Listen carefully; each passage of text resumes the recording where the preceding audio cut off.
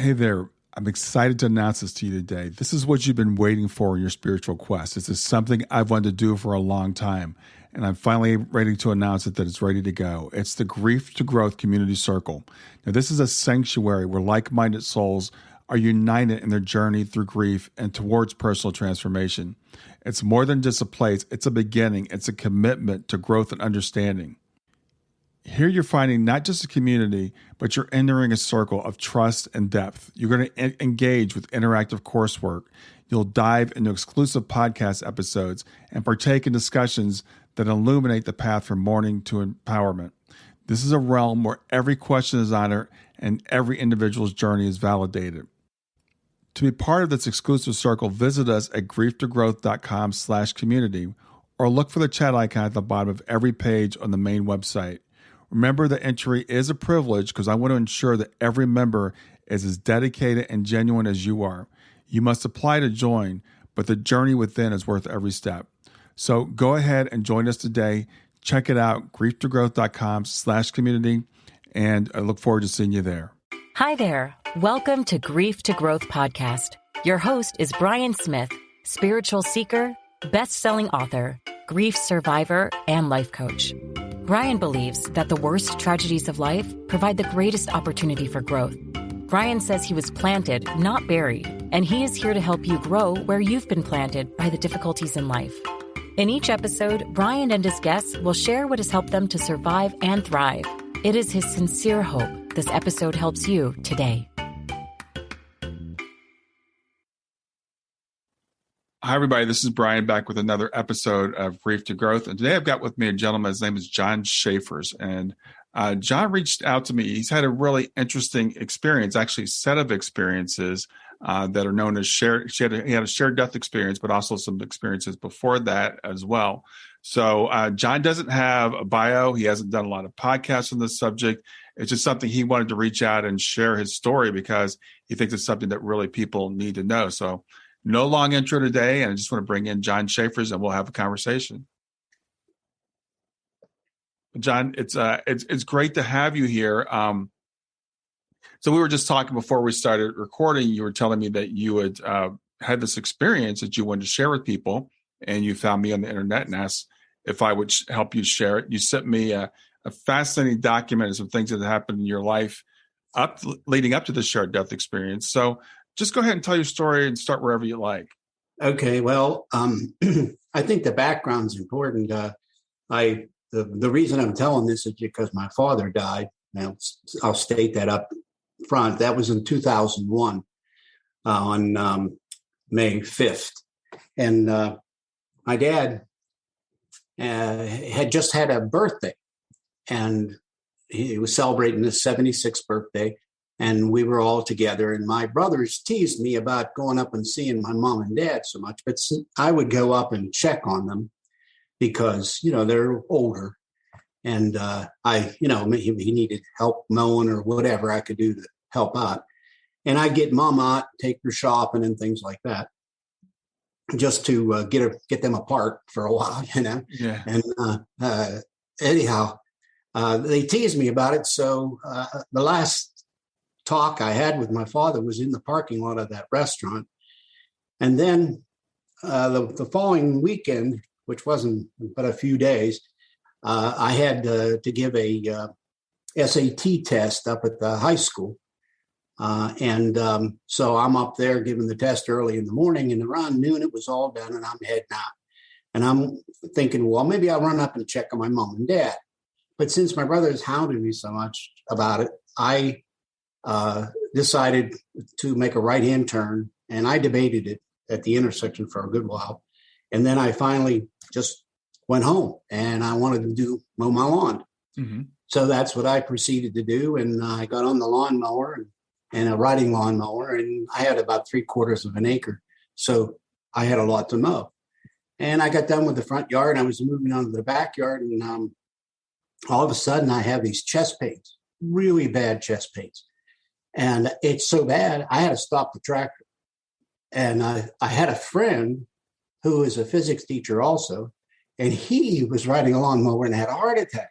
And I thought, oh, no, this can't be. That's too coincidental. And I'm worried, but then the pains go away. And then, of course, because of the European ethics that we have, you got to finish the job. I continued on and kept just telling myself, well, there's only a little bit more, right? And so I continued, and I got almost all of it done. And all of a sudden, I started having those same pains again. And I had to stop the tractor again. And I really was concerned now. I thought, whoa, what is going on, And they hurt. It hurt really bad. And so I told myself, if I get done here today, I'm going to go sit down, take it easy for the rest of the day. It's just a warning sign. I gotta heed it. And so I proceeded to sit there on the tractor till the pains went away. And then I just told myself, honey, I have a little bit more to go. And I did it. And I started to put the tractor away. And here comes my wife. And of course, she has a honey to-do list. And I told her, I said, I'm going out back. I'm going to get something to drink. I'm going to sit down. I said, I'm not feeling good. I said, I need to take a break right now. And well, she accepted that. And then I went up into the yard, and it's like a little mini park. What I have, it was elevated above the house, like the hillside goes up and then back. And it was a bright sunny day, nice, beautiful day. And so I go sit under the tree with something to drink.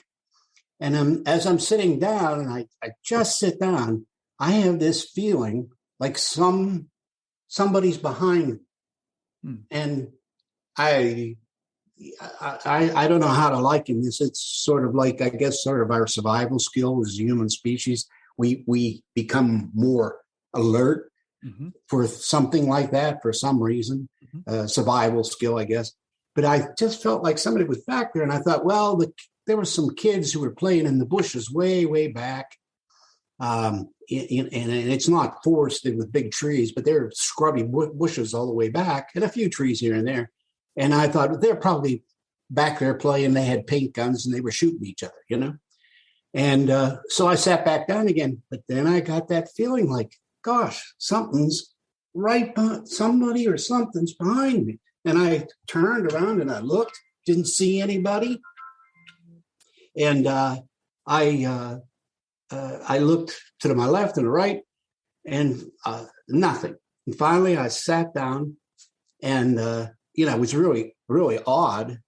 And all of a sudden, this, and I don't even know how to describe it. It was like a golden, sunny, enormous euphoria. It just overcame me, and just I don't know. It was so uplifting. It was so bright and dazzling and mesmerizing, and I just sensed this tremendous energy, and I don't know why the word energy comes to mind. I'm a physics teacher. I teach physics, mathematics, and earth and space science, and I've taught computer science. Anyhow, chemistry, biology, I'm in all those areas. Anyhow, they it was, the only way to describe it is just sheer energy. And all of a sudden, I turn, because I still had this feeling like something's behind me, and I can see like people behind me. And some of the people are, and I just sensed this. I didn't see their faces, like to recognize them, but I sensed them. I felt them, that they were closer to me, who had passed away. And then further back, the lineage went back in time.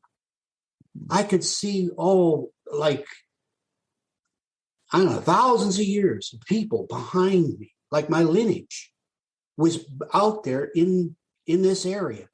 And the closer the people were, the more concerned or the more interested they were in what was going on. But the others were still there, and they were present. And then I slowly rotate back to the front, because I feel the presence of two entities. And I don't know how to describe it, but at the time, I felt like it was my father and his brother. His brother died a tragic death, and they were very close. they worked together on lots of stuff and everything. And Dad was sort of like the middle one, and Uncle Bernard was the youngest one, and he had died in Ohio, and I had a premonition about that. Anyhow, I just sensed them there. Now I couldn't see my father's face. I didn't specifically like, oh, there's my dad, but I knew it was my dad, and he was there, and he was saying to me, "It's all going to be okay. Everything's going to be all right. Don't worry about anything. It'll all work out." And I'm like thinking through my mind, all right. Like, no, that isn't going to happen. I know how life is, it's rough and tough. And no, he persisted, and he said, no, everything's going to be okay. Everything's going to be fine. You'll see. It's going to be great. And it was a calming to make me more restful, to make me feel more at ease. And like I said, it was just this enormous euphoria over me as it happened. And then as it started to fade, the energy just started to fade. I'm left there sitting there, sort of like mesmerized. And even though I sensed, his brother there too, he didn't speak to me but he was there. He was present. I felt his presence there. And then as all this started to fade away, the next thing you know, I'm looking out over the house. The sun's off to the left. It's more, in the afternoon now, and I don't know how long it was. I couldn't give you an idea. I would say maybe 10 minutes, maybe less. Maybe 15, I don't know, but I just felt I sat there for a while. And then it was sort of like collecting my thoughts. And the most important thing was that immediately I started thinking about, where did this energy come from? What caused this? Where was this originating from? Because it was an enormous amount of energy. The only thing I could think about that could even come close would be the energy of the sun. I mean, that's how powerful this felt to me, sitting there. And I know that sounds ludicrous, but I just felt like it was a universal power. And I was totally overwhelmed. And I'm trying to put all this into the slots, trying to figure out, well, what happened here? What is this? What did it mean? But I sure as shoot know that this religious concept that we get taught, no matter what religion, it's not right. The what's coming or where we go, there is something, and it's not like we're being told. It is completely different. And I haven't gone back to church. I'm a spirit, meaning I believe in God, and I think God is something more pervasive than anybody can even describe. I think it's a power, like an energy. And we go to this place, and it's not like, or have you been good, or any other hoops we got to jump through. It's completely different. That's the feeling I have. And I'm not as afraid of death now. For some reason, that was conveyed to me also. In other words, like this, it's a natural part of thing, and this is going to happen, and we'll see you too. And when my dad died, I said, sort of like in the movie of the Gladiator, not yet. In other words, I'll see him again someday. And so anyhow, I came out of this fog, and I got up, and first of all, I heard my wife call me, and I came out of this fog, and I went down the hill. I wasn't running or anything. I just went down the hill. She said, "Your brother Keith's on the phone. He wants to talk to you." So I went down, and she handed me the phone, and Keith said that Dad just died. And I was struck. I had to sit down. I had to sit down on the ground. And so I took the information, what he gave me, where he was up at the hospital. And here, Dad, because I didn't go up, He went over and volunteered to help my brother fix a part on his pool heater pump. My dad was a mechanic. He was really good. He could fix anything. Gas, dryers, everything. He knew how to do plumbing, everything. So anyhow, his family used to build homes. Anyhow, I like I said, I was floored, and I couldn't relate to my wife. I didn't feel at the time like this is something I want to share with my family, because this was like my dad's time or their time. And so I didn't tell my family. But my brother told me that Dad was out in the backyard. This is important to the story. My dad was out in the backyard, and he was working on the heat pump, and he took a break and came up and saw my brother's wife, who gave him a glass of water, and she was getting a shower, going to go get a shower and go shopping. And so he went back out there to work. She came out just to check on him one more time, and before she left, and here he was out there, and he had a heart attack and was holding the tool and the part and is still in his hand. Well, she screams. The neighbors came running, and they tried to get his paramedics arrived, and they tried to get his heart started. Mm-hmm. And that's when I think the heart attack, I felt the pain, and then they tried to start his heart again. And then they took him to the hospital, and they couldn't get him, couldn't save him the second time. So the first was his heart attack, the pains I felt. And then the second one was when they tried to revive him to get his heart going again. And so eventually I did share with my brothers and sisters. And of course, they look at you very funny. You could tell a stranger, and they're going to be more susceptible to believe what has happened than your own family, because it's sort of like, well, why would he pick you, or why would he go to you, and I love my dad and I respected my father, but it wasn't like I was the closest. I would say my brother Keith was closer to my dad. They were like buddies, always around each other. And then that had to do with me going off, being the oldest and going to Vietnam and all that. But I think that he for some reason he came to me, and I still haven't put all the pieces in place, but in general, that's what happened. Stay with us. We'll be right back. Hey there, something I want to tell you about today. My podcast platform, Buzzsprout, has recently made it easier for me to allow you to support me financially. Go to www.grieftogrowth.com/subscribe. That's grief2growth.com/subscribe. And once you're there, you can sign up to support me financially. Now, you can do it for as little as $3 a month, or of course, as much as you'd like.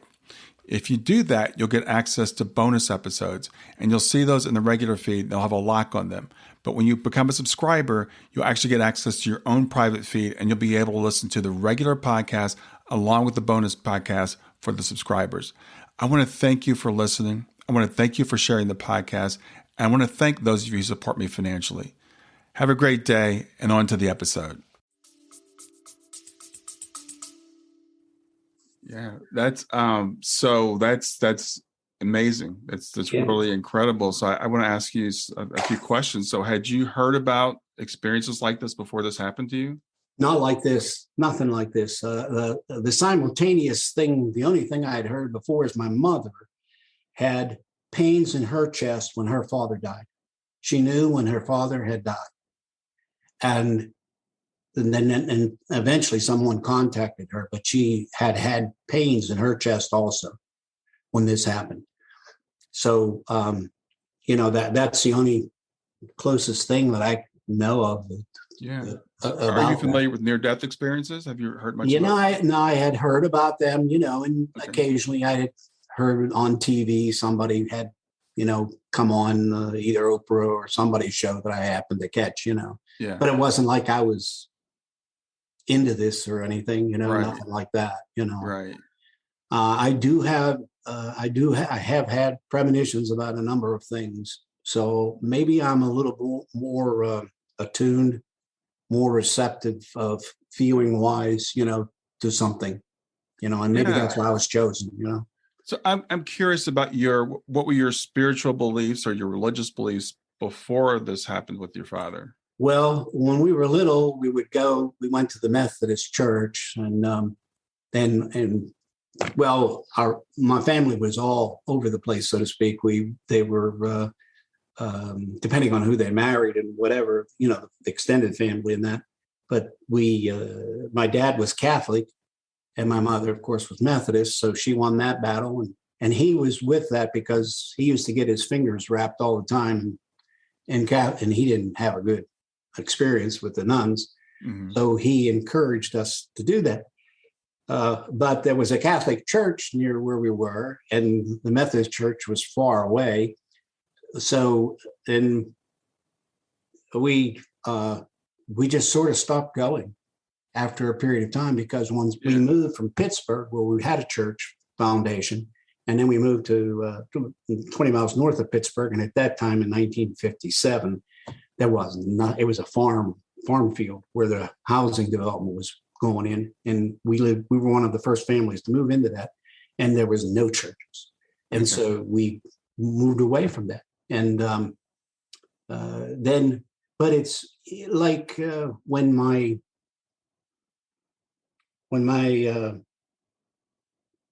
dad died, they asked some minister to say a few words for my dad.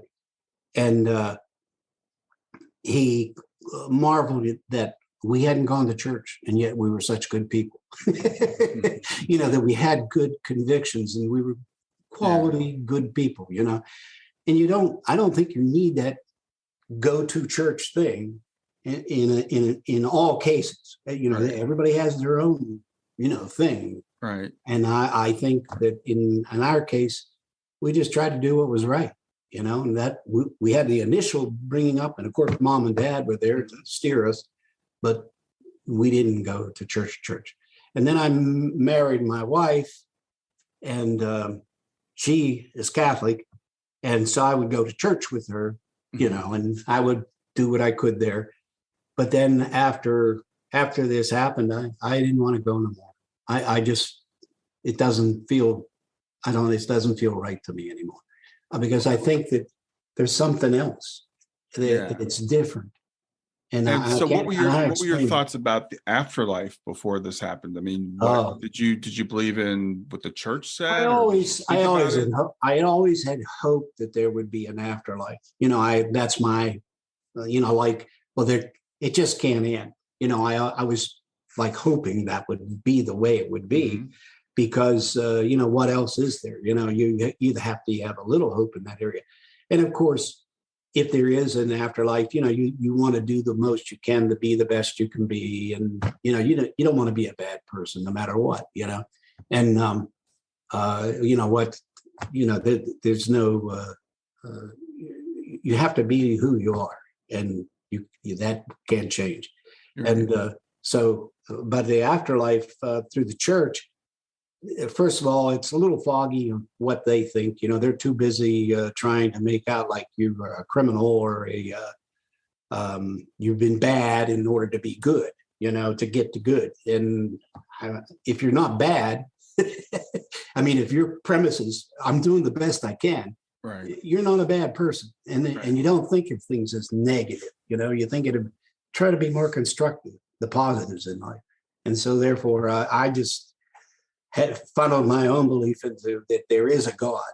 I had this feeling there is a God, but I wasn't satisfied with any religion, no matter whose it was. And and I did learn about it. My sister married a Jewish fellow, and so we have all, they're all in the family. But so I tried to share this with my family. I wrote it down, gave them copies, sent them emails with the information. And I have done that. And the most I get is like an acknowledgement that I sent it to them. Yeah. That's the most I could hope for, but at least I have told them, Yeah. and that's the best I can do.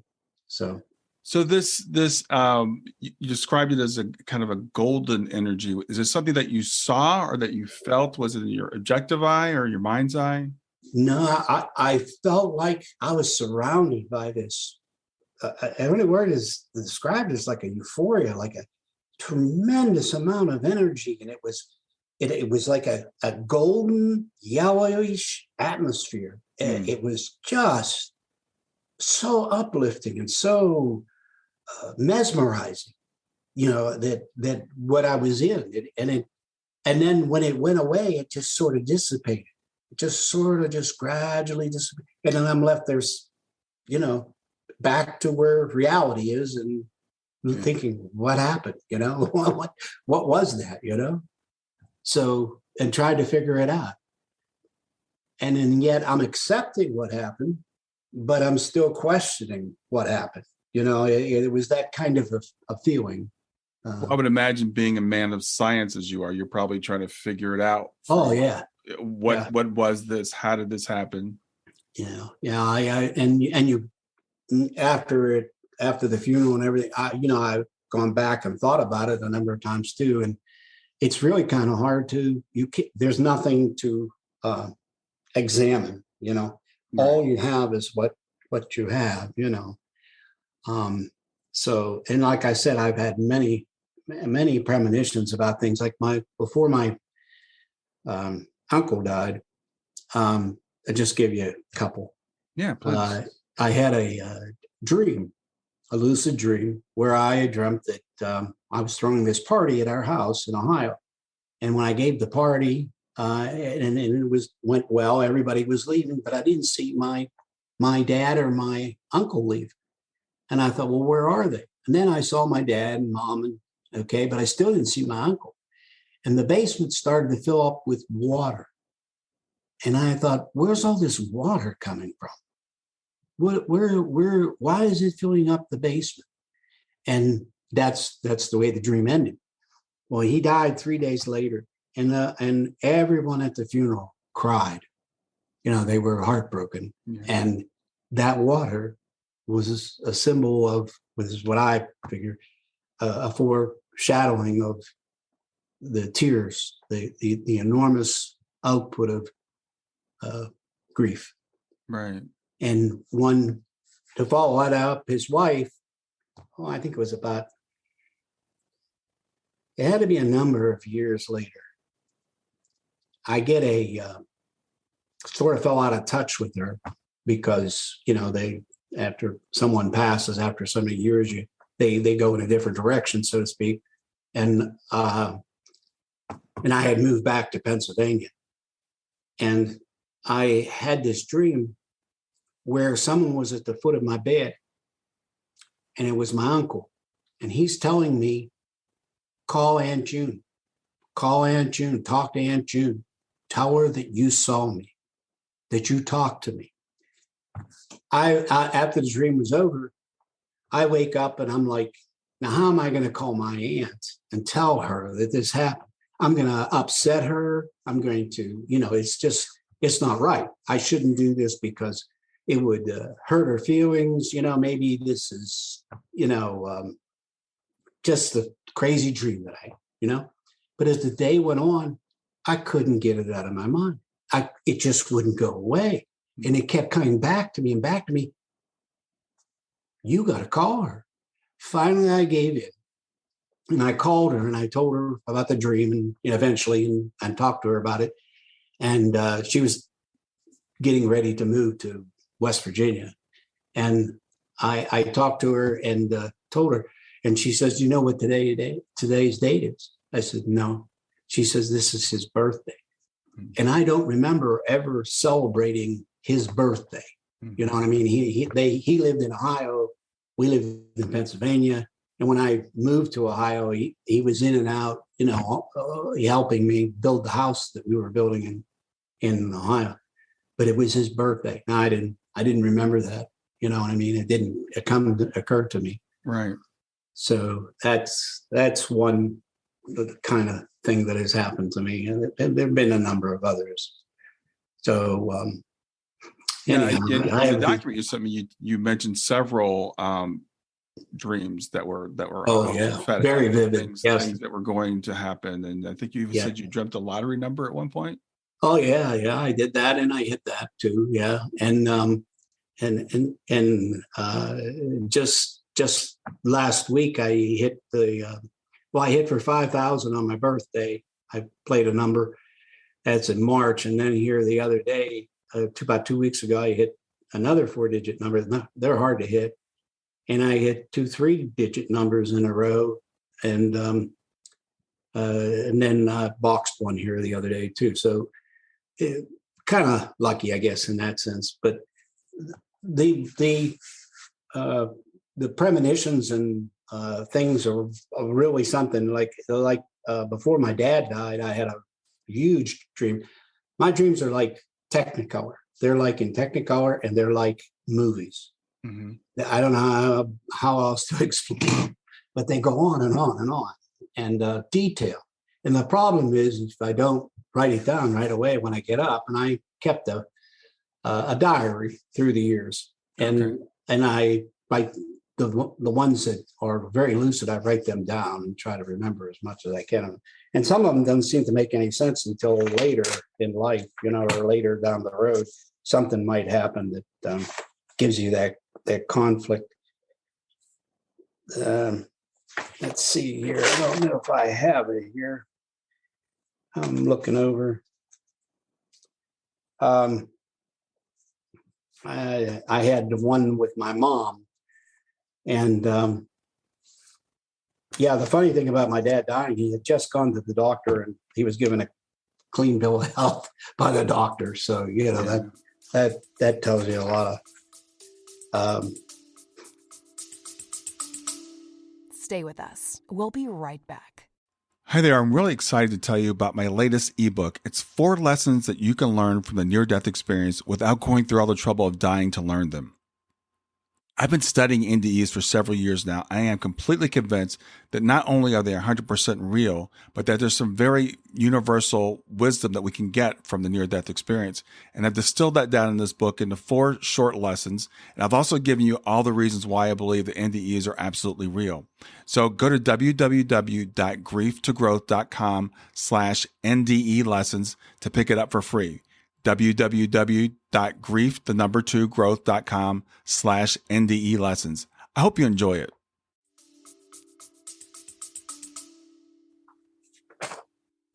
A lot about it. Did your mother have any other premonitions or any other experiences like when her father passed? That you're aware of? I think Mom did have from time to time, but she would, I guess, like put it off, like she didn't like.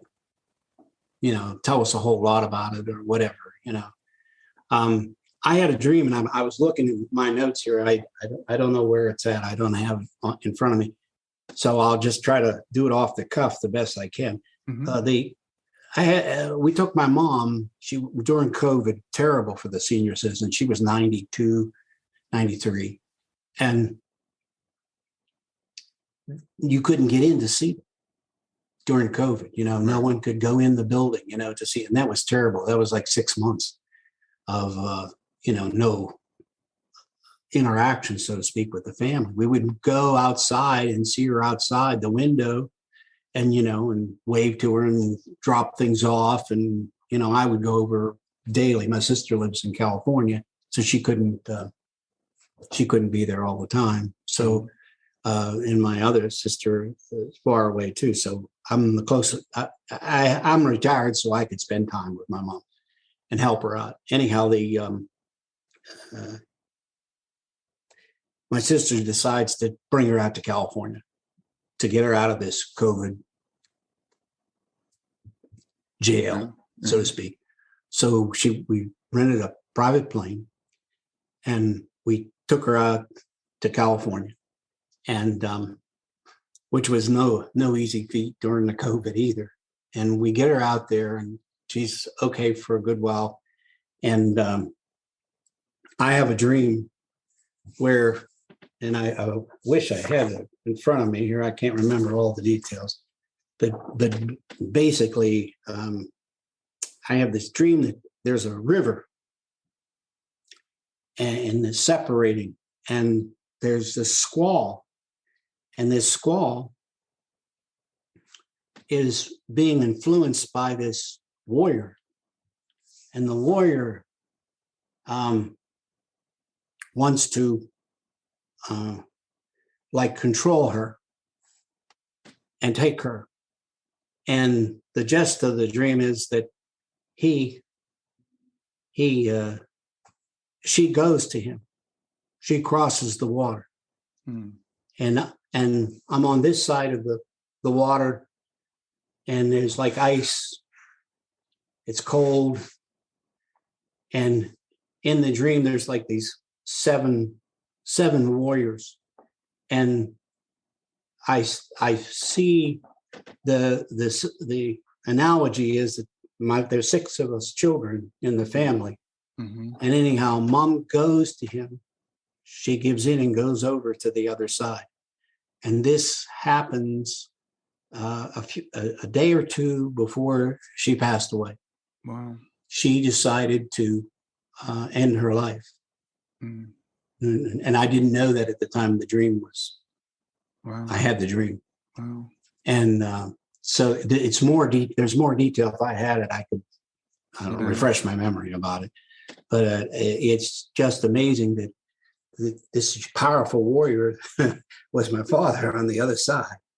And he's trying to entice her to come across.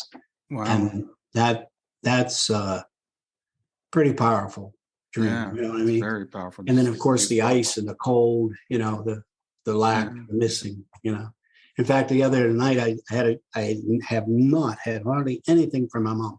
And I thought I would feel the presence of my mom, but I have not since she died in 2020. And but last night I had a dream that she was there and Dad was there, and I went and gave her. I was so surprised to see her. I ran and gave her a big hug, and I realized while I'm doing this in my dream that I didn't do it enough. Yeah. And that's kind of dream that I have. And then, so, do you mentioned you hadn't heard much from your mother since she passed in 2020. Do you have communications or any experiences with your father since he passed? Yeah, a number of times I've had things happen. Like I said, I keep the dream book, and I'd have to refer to it to see all the things that have happened. But pretty much I have a sense that he's there or around me, or he's concerned. That's that sense, but nothing like the experience I had when he died. And but the lucid dream about my mom and the warriors and the crossing the river or getting to the other side. Yeah. That to the tribe on the other side. See, there's more over there. The ones who have passed on, Yeah. So those are pretty powerful. So just the other dreams are sort of like I sense his presence, or he's here. He's letting me know that the things are okay. That's there's no specific one I can remember without looking, in my records. Yeah, it's really interesting that you reached out to me when you did, because I was assuming you probably saw the interview I did with William Peters of the Shared Crossing. So there's an organization called Shared Crossing where people share their. Yeah, that I saw that. Yeah. Okay. So yeah, the shared death experience is not nearly well known as the near-death experience, but it is fairly common, more common than most of us have been led to believe, and some people don't even know that it's possible that we can have these experiences before, at the time of someone's passing, or after someone passes, that we can kind of at least go on part of that journey with them and share in that crossing. And as I listened to you talk, and I was asked about your mother having experiences, because a lot of times this sensitivity seems to run in families. So it sounds like you might have picked up that gene from your mother. Maybe that's why you're the one that's getting this. Yeah, I think probably like one Easter, or one winter day, we were, forget, we were coming up, wasn't Easter. I'm wrong there. It was a winter day, and I had this terrible, horrible feeling, and I just couldn't shrug it. And this was in Ohio, and it was starting to snow. And I just dread, like I didn't want to leave the house. And finally, we got my wife, let's go. We got to go. We can't wait any longer. If we're going to get there. Excuse me. So I get in the car and we drive. Here, right after we pulled out of the driveway at the bottom of this hill, it's a steep hill, the people up the road crashed into the guardrail right at where we would have been. So it's funny little things like that have happened. And, premonitions, like I've learned that it's better to, if something slows you down, take it, because there might be a reason to slow down, Yeah. So premonition, I guess you'd have to call it, that you feel or sense something's going to happen, And I know in the Don't know what it document is. you sent me, these premonitions have been going back for decades. Oh yeah. When I was in the Navy, we were in the Philippines, and we were supposed to go. Eventually, we were supposed to go up to Japan, but I had a dream that we had a flash priority message to proceed to the Sea of Japan. And in my dream, I saw reds and blues and all the colors like I usually dream, but it was turmoil, conflict like. So I told the guys when I came out of the dream, it was so lucid, and I remember, more of the detail at that time than I do today. Sure. And I told them about it, and they all laughed.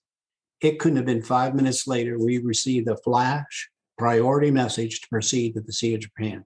And we ended up going up near Vladivostok, Russia. And, I can't explain that.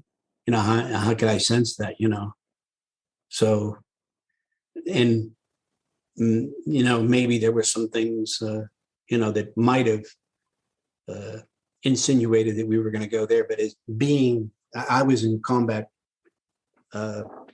information center, radar, and cleared for secret, and worked with electronic countermeasures and things. And anyhow, when the Russian bombers would pass over us, they would turn their fire control radar on. We knew that. And they shadowed us. Their destroyers shadowed us wherever we went. And of course, we were shadowing them. Mm-hmm. It's round and round and round. And that was a little scary because, we were more concerned about their ability, to fight a war than some other countries, So, but that was a premonition I had. And I've had like deja vu, and I've had one time when I was real little, I told my mom, I said, Dad's coming home. She says, no, he's not. He's at work. He's good. He's working a double shift. He'll be home later. And I said, no, I just sensed that he's coming home, Mom. And here he came home. The power went out at the plant, and they sent them home. Just little things like that, And one time I went to the Civic Arena, which was the Igloo, they called it back then. Mm-hmm. And when I walked in there, I could tell you where the restrooms were, like the layout, and I had never been there before. Yeah. And I don't understand that. You know what I mean? How would I know that? Which way to turn and how to go. It was amazing, and it lasted for a short time, but then, it was there. I just had this uncanny sense, like I've seen or done that before. Mm-hmm. Mm-hmm. So, these are some things that have happened. So, what would you like for people to take away from the course experience with your father, but the collection of your experiences? I mean, this has been decades you've been having these types of experience. I guess that one time just to put it in perspective, one time I went with a girlfriend and we went to a fortune teller, a lady who could foresee things, And I walked into the room and she immediately told me I was patriotic. I wasn't wearing any patriotic stuff, nothing. There was no clue. And then she proceeded to tell me what was going to happen in my life, some things, and some of them, they came true. But what would most impress me was that she was sensitive. I could feel her sensitivity.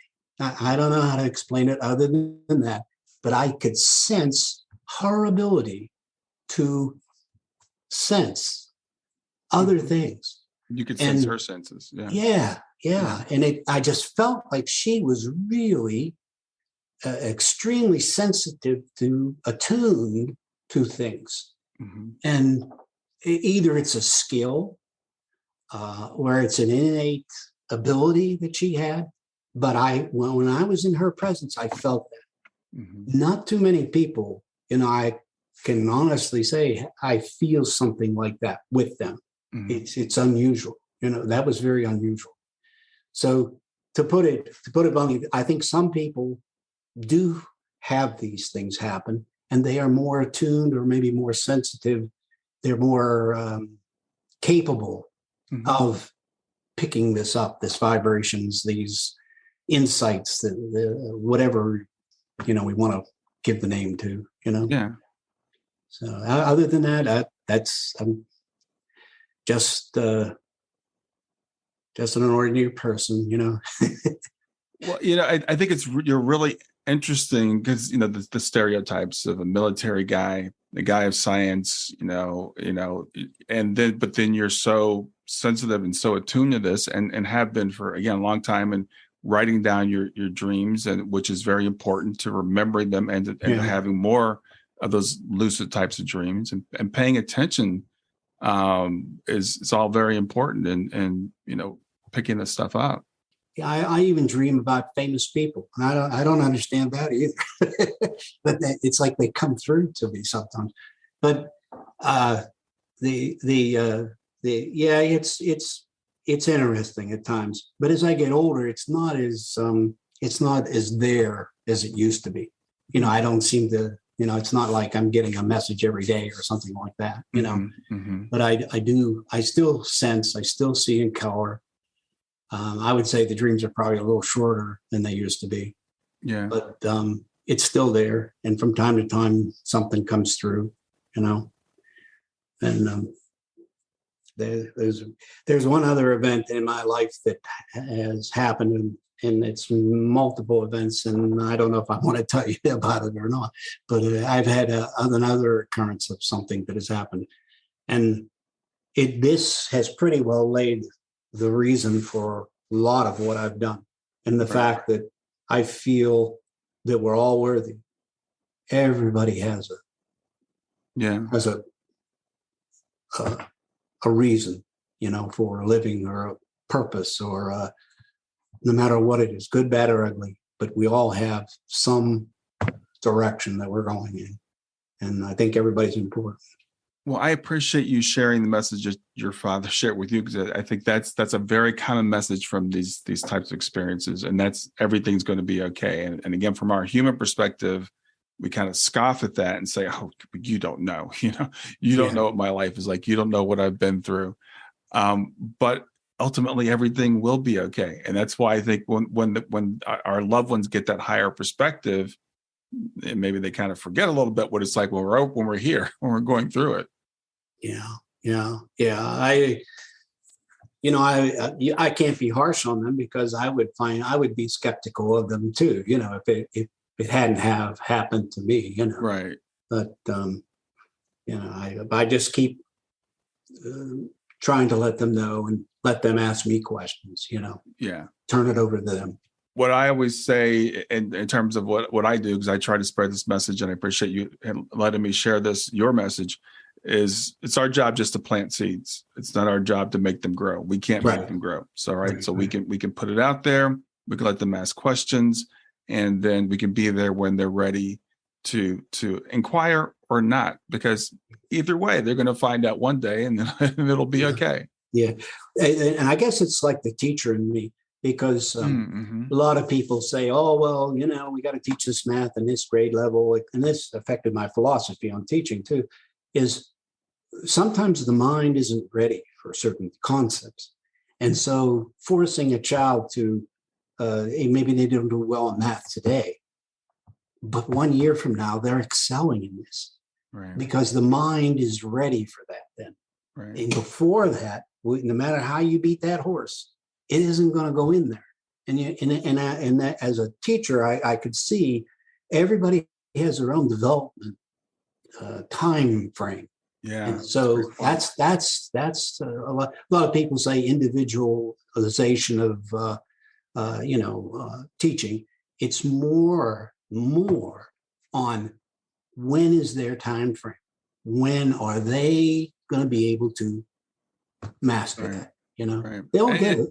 It's kind of hard sometimes when our eyes are opened up and we want to share it with everybody. Right. We want everybody to know what we know, and we have to, as you just said so well, everybody in their own time. And that's a lesson that I've had to learn as I've gotten older. It's like, everybody in their own time, and what you're doing is you're making this available to people, and you're telling your story, and I appreciate this again so much, because I think these stories, while they're for us individually, they're also for us collectively.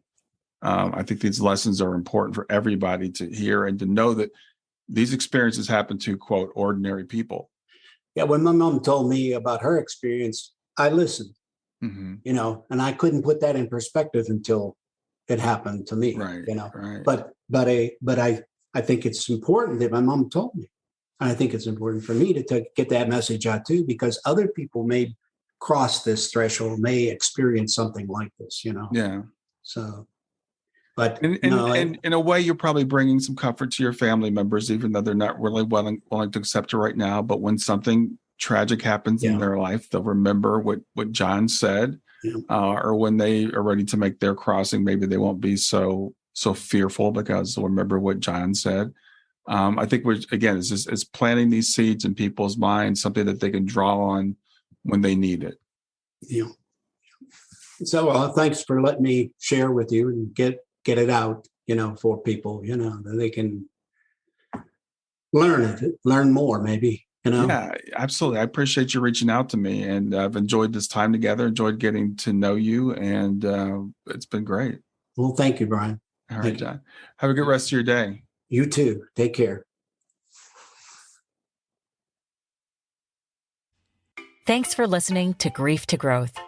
Brian hopes that you find this episode helpful and will come back for future episodes. Brian's best-selling book, Grief to Growth, Planted Not Buried, is a great resource for anyone who is coping with grief or knows someone who is. If you enjoy the podcast and would like to support it, there are 3 things you can do to help. The first is to share the podcast with someone that you think it will help. The second is to go to iTunes, rate, and review the episode.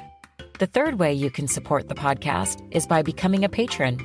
Head over to www.patreon.com/grief2growth. That's patreon.com/grief, the number 2, growth, and sign up to make a small monthly donation. Patrons get access to exclusive bonus content and knowledge that you are helping to spread the message of grief to growth.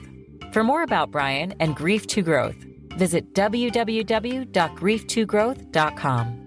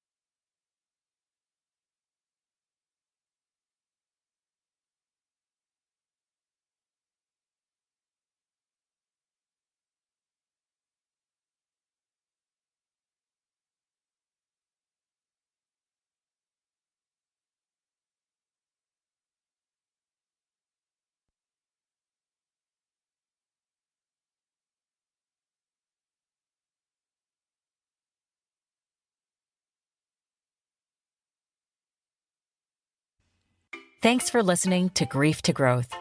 Brian hopes that you find this episode helpful and will come back for future episodes. Brian's best-selling book, Grief to Growth, Planted Not Buried, is a great resource for anyone who is coping with grief or knows someone who is. If you enjoy the podcast and would like to support it, there are 3 things you can do to help. The first is to share the podcast with someone that you think it will help. The second is to go to iTunes, rate, and review the episode. The third way you can support the podcast is by becoming a patron. Head over to www.patreon.com/grief2growth. That's patreon.com/grief, the number 2, growth, and sign up to make a small monthly donation. Patrons get access to exclusive bonus content and knowledge that you are helping to spread the message of grief to growth. For more about Brian and Grief to Growth, visit www.grief2growth.com. Hi there. I hope you enjoyed this latest episode of the podcast, and I'd love to hear your thoughts. What questions came up for you? What did you like about it? What didn't you like about it? I invite you to visit us at grieftogrowth.circle.so. That's grief, the number 2, growth.circle.so, to continue the conversation with me and with other listeners. It's a space to sound off, to share reactions, and to go deeper into the topics from the show. I look forward to chatting more, and I hope to see you there.